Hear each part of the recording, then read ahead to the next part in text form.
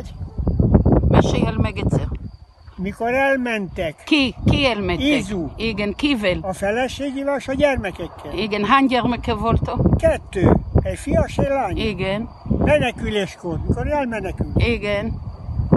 És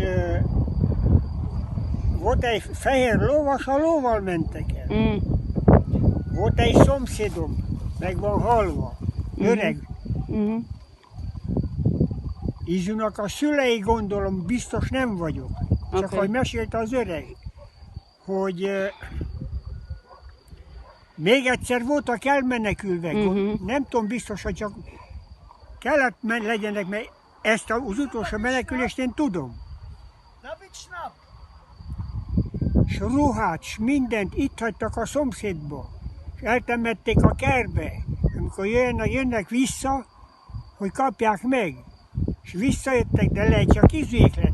Azokat, a régieket, aki hagyott holmit. Benci, תצלם.